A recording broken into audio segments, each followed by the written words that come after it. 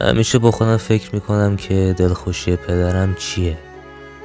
اینکه من به جایی برسم که بگه این پسر منه، یا وقتی اسمم اومد چشاش پر اشک بشه خدایی نکرده. پدر بودن تو این دوره و زمونه خیلی سخته.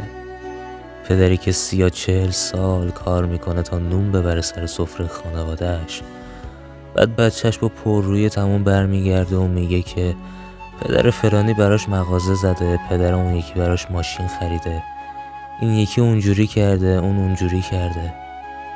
دندت نرم، تو هم برو 30 سال کار کن و از تفریحاتت بزن تا اون چیزی که میخوای و تهیه کنی. پدرت کل زندگیشو وقف زن و بچهش کرده که آب تو دلشون تکون نخوره. بعد تو میای و میگی که این یکی اونجوری کرده، اون اونجوری کرده.